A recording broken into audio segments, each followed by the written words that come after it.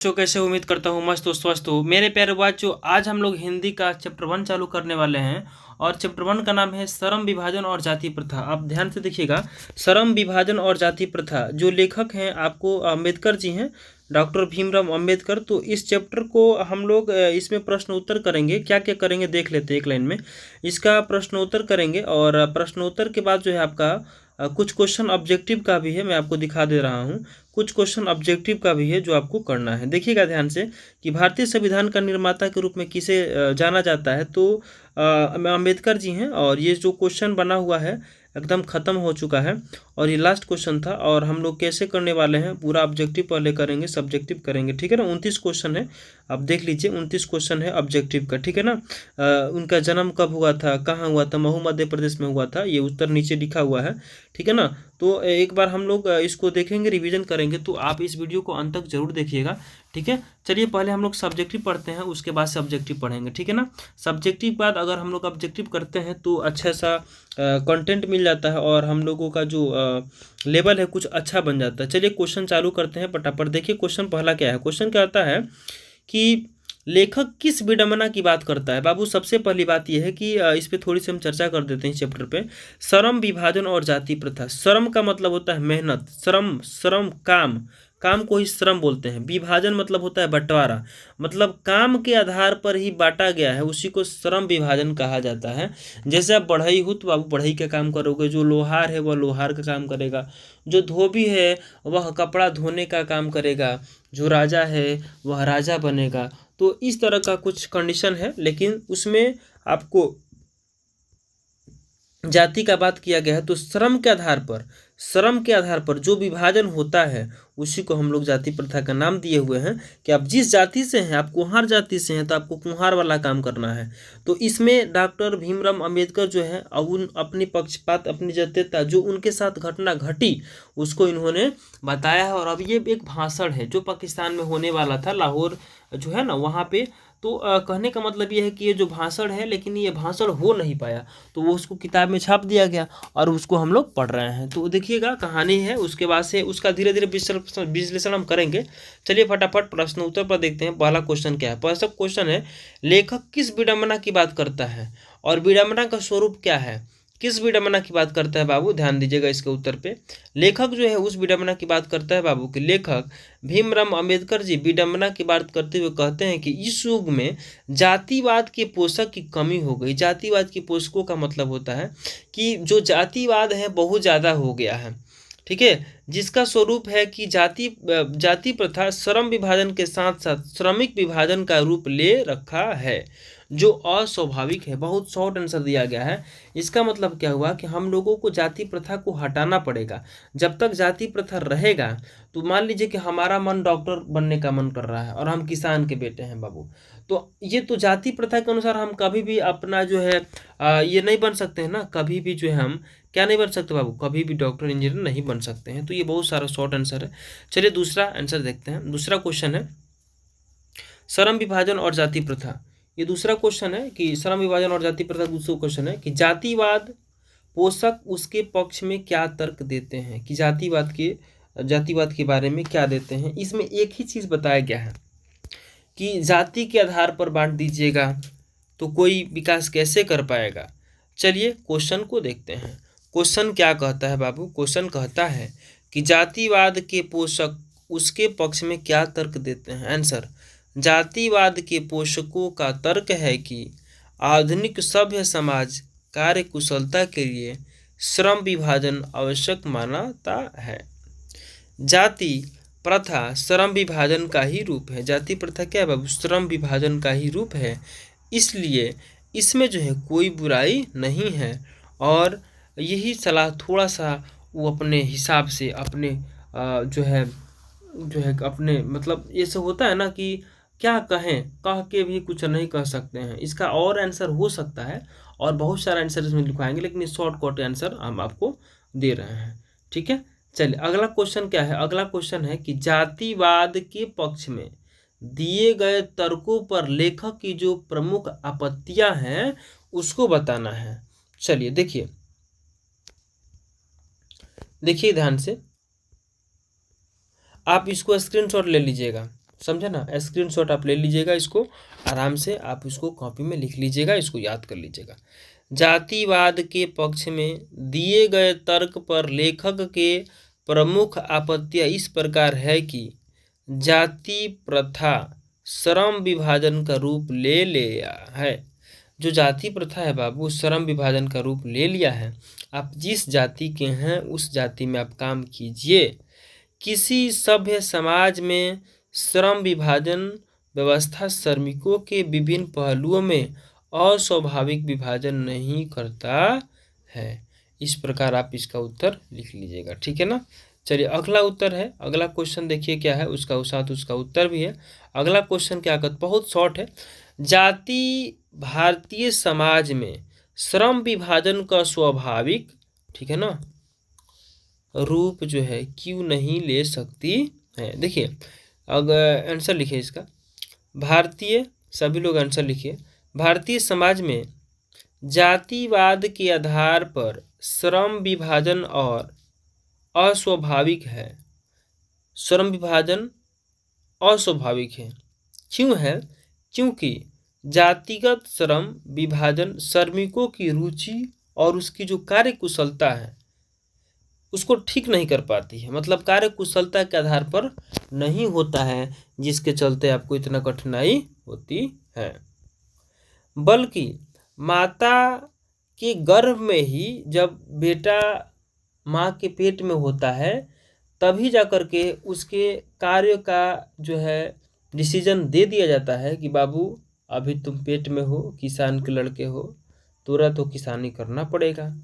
तो माँ के गर्भ में ही ना श्रम विभाजन कर दिया जाता है, ठीक है। जो व्यवस्था अरुचिपूर्ण, मतलब क्या है बाबू, उसका तो अभी जन्म नहीं हुआ, आप उसको डॉक्टर बनाइएगा कि मास्टर बनाइएगा वो तो अलग बात है। अभी उसका जन्म नहीं हुआ लेकिन उसका जो है श्रम जो है विभाजित हो गया है कि आपको इस काम को करना है। और ये अरुचि है। अगर मान लीजिए आप ज़बरदस्ती किसी से काम करवाइएगा जो उसको अच्छा नहीं लगता है, जिसमें रुचि नहीं है, तो जाहिर सी बात है बाबू कि वो काम उतना बढ़िया से कर नहीं पाएगा। अरुचि होने के कारण गरीबी और अकर्मव्यता बढ़ाने वाला होता है। मतलब क्या हुआ कि बहुत अच्छा वो काम नहीं कर पाएगा, ठीक है ना। चलिए अगला क्वेश्चन देखते हैं। अगला क्वेश्चन है बाबू, अगला क्वेश्चन है कि श्रम विभाजन और जाति प्रथा। ये क्वेश्चन है अगला कि श्रम विभाजन बाबू जाति प्रथा में बेरोजगारों का एक प्रमुख और प्रत्यक्ष कारण कैसे बनी हुई है। क्वेश्चन को आप थोड़ा एक बार मिला लीजिएगा कि जाति प्रथा भारत में बेरोजगारों, जो बेरोजगारी की समस्या है, तो बेरोजगारी का एक प्रमुख प्रत्यक्ष कारण कैसे बनी हुई है। तो देखिए इसका उत्तर आप सभी लोग लिखिए, स्क्रीनशॉट ले लीजिए पूरा, पहले आप देख लीजिए, एक सेकंड, हाँ स्क्रीनशॉट ले लीजिए पूरा का, 1 मिनट लो स्क्रीनशॉट ले लो। 5 नंबर का ये हो गया, स्क्रीनशॉट पहले ले लो। चलो हो गया, अब बढ़ते हैं। देखिए जाति प्रथा भारत में बेरोजगारी का एक प्रमुख और प्रत्यक्ष कारण है, प्रमुख कारण है जाति प्रथा बेरोजगारी का, क्योंकि भारतीय समाज में श्रम विभाजन का आधार जाति है। भारतीय समाज की जब बात की जाएगी तो श्रम विभाजन का आधार क्या है? जाति है। चाहे श्रमिक कार्य कुशल हो या नहीं हो, उसका मन लगता हो या नहीं लगता हो, ठीक है ना। इस प्रकार हम कह सकते हैं कि जब श्रमिकों कार्य करने में उनका दिमाग दिल नहीं लगेगा, जब उनका मन नहीं लगेगा, तो एक कार्य कुशल पूर्वक कैसे कर सकते हैं, उस कार्य को अच्छा से नहीं कर पाएंगे, ठीक है ना। और यही कारण है बाबू कि भारत में जाति प्रथा जो है बेरोजगारी का एक बहुत बड़ा कारण बना हुआ है, ठीक है ना। चलिए अगला जो क्वेश्चन है उसको ध्यान से देखिए। अगला क्वेश्चन कहता क्या है बाबू, अगला क्वेश्चन है 6 नंबर। लेखक आज के उद्योगों में गरीबी और उत्पीड़न से भी बड़ी समस्या किसको मानता है, और मानता भी है तो क्यों मानता है। देखिए अगला क्वेश्चन का उत्तर देखिए, 1 सेकंड, ये आपका क्वेश्चन, इसके साथ साथ उत्तर भी है, आप इसको नोट कर लीजिए। देखिए लेखक भीमराव अंबेडकर जो हैं, आप इसको नोट कर लीजिए, मेरी बात सुनते रहिए।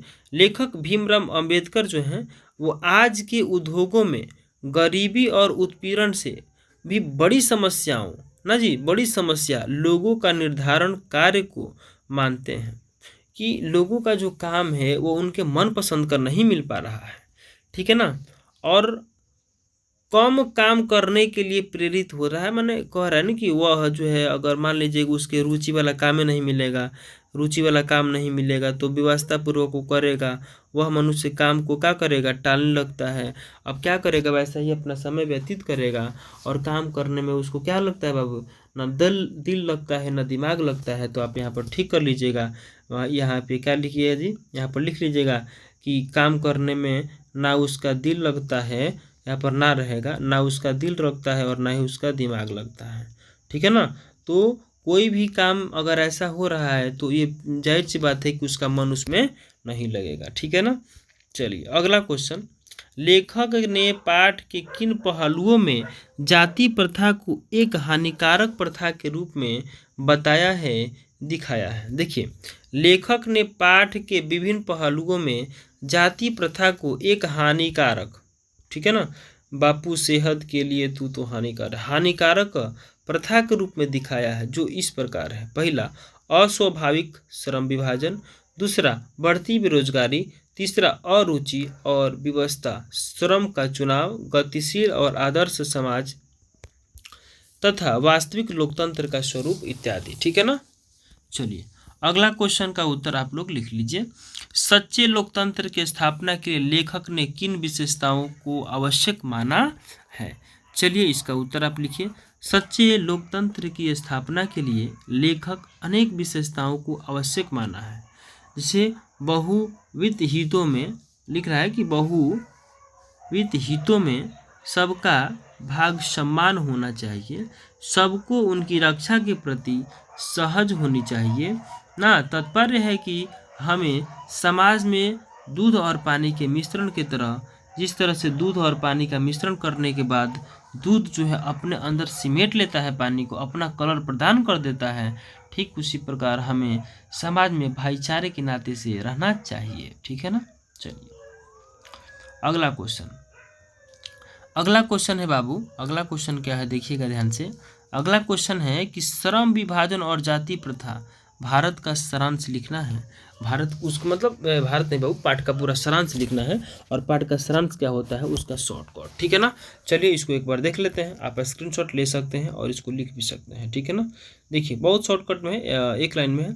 देखिए, कोई माने नहीं रखता लेकिन हालात में, कह रहा है कि हालात में व्यक्ति अपना काम चालू ढंग से करता है। मतलब इसको मतलब समझिए, थोड़ा सा टाइपिंग मिस्टेक चल रहा है, यहाँ पर आप सुधार लीजिए कि कोई माने नहीं रखता ऐसी हालात में कि व्यक्ति अपना जो काम है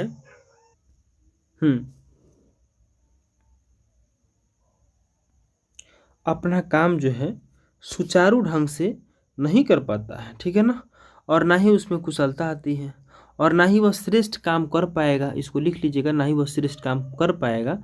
हम कलर चेंज कर दे रहे हैं बाबू, हाँ लिखिएगा। चूँकि व्यवसाय में ऊंच नीच होता रहता है, कभी माने बढ़ोतरी होता है तो कभी घटोतरी होता है, तो ज़रूरी है कि पेशा बदलने का विकल्प भी हो सकता है कि आपको उस काम में अच्छा नहीं लग रहा तब दूसरा काम भी चुन लीजिए, लेकिन जातिवाद जब होगा बाबू तो चुन नहीं सकते हो ना।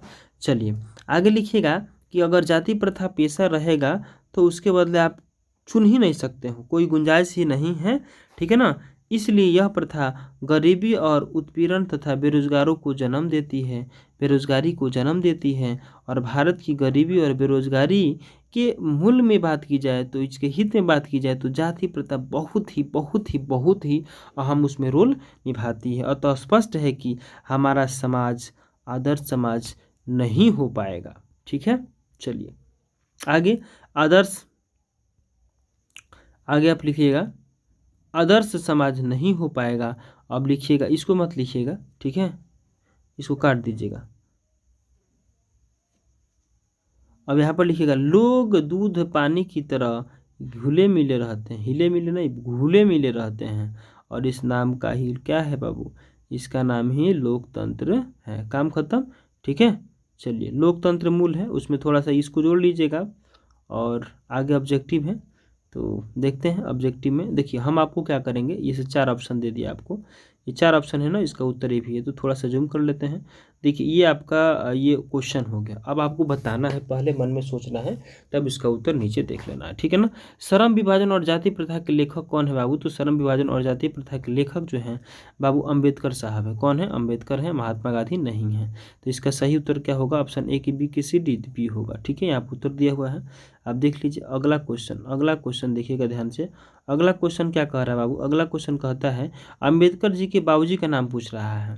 तो अम्बेडकर का बाबूजी का नाम क्या था? जयराम कुशिन्थी, रामदेव सकपाल, बताइए। ए की बी की सी की डी बताइए फटफट। बस मैंने मन में इसका उत्तर सोच लेना है ना।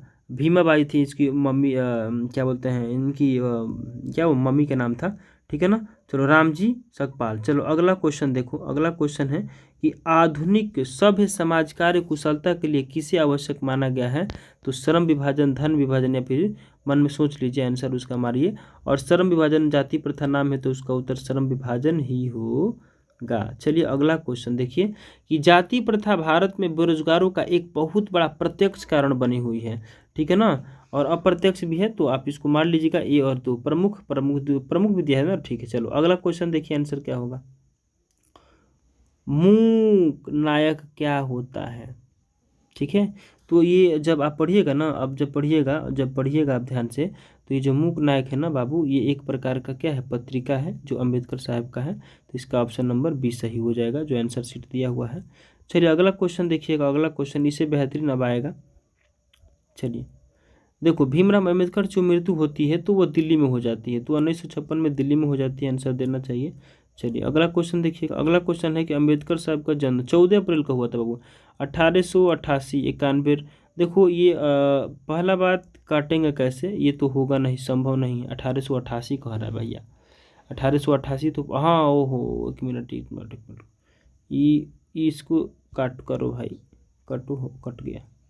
चलिए ये 91 है, 90 है। तो 1891 में, 90 में कब हुआ था उनका उत्तर ये बताना है, ठीक है। चलिए और आपको ध्यान रखिएगा 14 अप्रैल हमेशा याद रखिएगा, 14 अप्रैल 1891 में हुआ था। चलिए अगला क्वेश्चन का मन में उत्तर सोच लीजिए।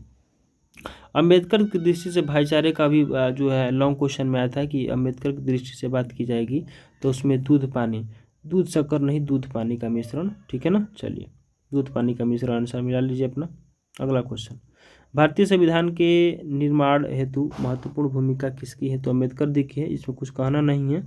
ऑप्शन आपको क्या मारना है जी? ऑप्शन ए मारना है। चलिए ऑप्शन ए मार लीजिए। अगला क्वेश्चन,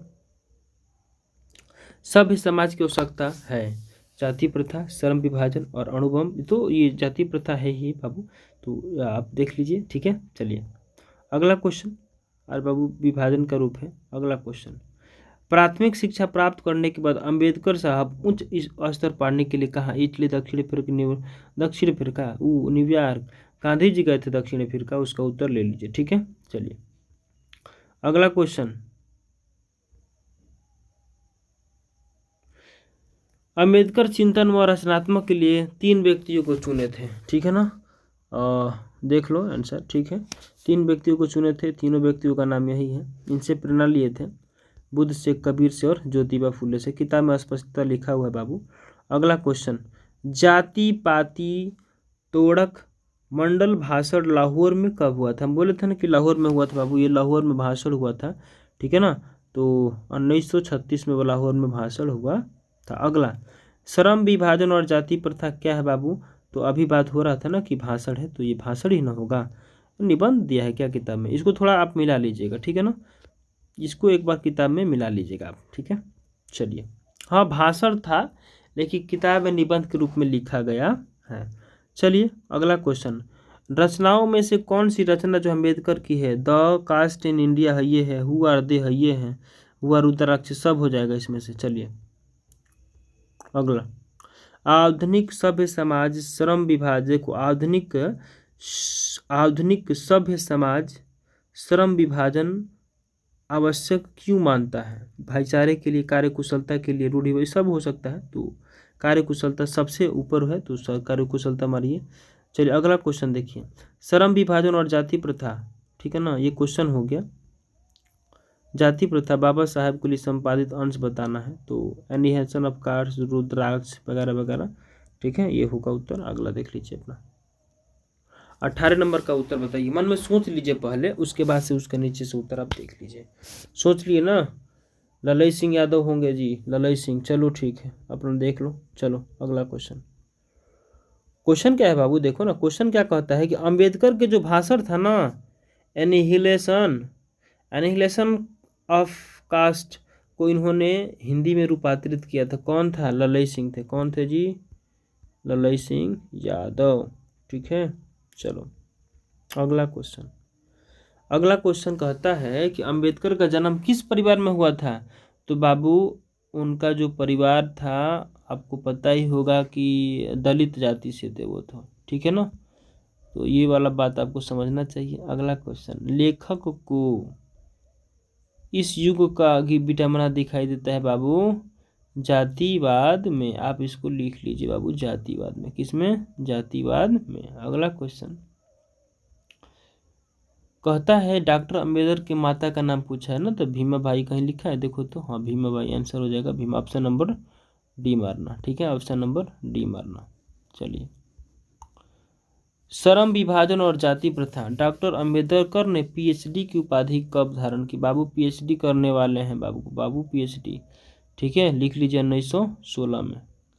श्रम विभाजन और जाति प्रथा की ये जो है अगला क्वेश्चन है कि लेखक की दृष्टि में विडंबना की बात क्या है? तो देखिए, लेखक की दृष्टि में विडंबना की बात यही है बाबू, एक लाइन में, कि जातिवाद पोषक में कमी है, जातिवाद के पोषण नगण्य है, आर्थिक दृष्टि से जातिवाद उचित है। कहीं बातें नहीं किया गया, तो ऑप्शन नंबर उसका ए होगा। ठीक है ना, इसका उत्तर ए सही है। चलिए अगला क्वेश्चन,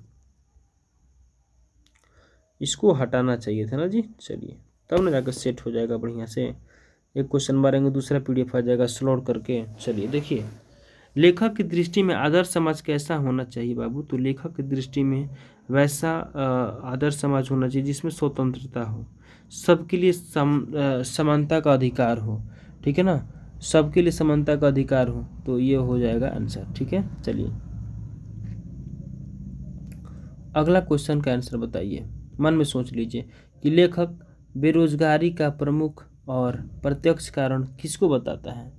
बाबू अशिक्षा है, शिक्षा ही नहीं रहेगा तो ये तो शिक्षा बाद में, लेकिन जाति प्रथा है तो जाति प्रथा मारिए। ठीक है, चलिए अगला, द कास्ट इन इंडिया के लेखक वही हैं बाबू, अंबेडकर बाबू। चलो अगला क्वेश्चन, आर्थिक पहलू से भी जाति प्रथा है। आर्थिक पहलू से जाति प्रथा क्या है? आर्थिक पहलू से जाति प्रथा हानिकारक है। चलो ये सही उत्तर है। अगला क्वेश्चन, डॉक्टर अंबेडकर जी का जन्म कहाँ हुआ था? बाबू महू मध्य प्रदेश में हुआ था। इस सबको तो याद ही है। ठीक है ना, ऑप्शन नंबर ए। चलिए अगला क्वेश्चन देखते हैं। अगला क्वेश्चन कहता है कि डॉक्टर अंबेडकर जी ने किस पत्रिका का संपादन किया था बाबू? तो वो बहिष्कृत भारत है एक टाइप का, उस किताब में आप देख लीजिएगा, इसको बहिष्कृत भारत का इन्होंने सपोर्ट किया था। ठीक है ना, उज्जवल हो गया बहिष्कृत भारत। चलो ठीक है, अगला देखते हैं। अगला क्वेश्चन कहता है कि भारतीय संविधान के निर्माता के रूप में, तो आप याद रखिएगा कि इनको लगभग जनक के रूप में भी याद किया जाता है। तो इसका सही उत्तर क्या होगा बाबू? अंबेडकर कहीं लिखा है ना, अंबेडकर जी इसका सही उत्तर हो जाएगा। ठीक है ना, चलिए अगला क्वेश्चन देखते हैं। अगला क्वेश्चन खत्म हो गया और हम इसके बाद से, ये तो प्रश्नोत्तर के साथ था, आप इसको चाहो तो स्क्रीनशॉट ले सकते हो, लेकिन अगला जो वीडियो बनेगा बाबू इसमें आपको उत्तर नहीं मिलेगा। ठीक है, चलिए, और उम्मीद करता हूँ कि वीडियो आपको बहुत ही मस्त और स्वस्थ लगा होगा, अच्छा लगा होगा। तो इस वीडियो को आप अपने दोस्तों को ज़रूर शेयर कीजिएगा, क्योंकि मैं इसके मैंने 2023 से लेकर के जो 2023 तक पूछा है, 13 से लेकर के 23 तक वो सारा का सारा मैं प्रीवियस शेयर करवाने वाला हूँ हिंदी का। ठीक है ना, और हिंदी में टारगेट करना है बाबू, हिंदी में टारगेट करना है कि 100 में कम से कम आपका 95+ नंबर आए, तब जा करके आप अच्छे से अच्छे अंक ला सकते हैं। इस वीडियो में इतना ही। जय हिंद, जय भारत।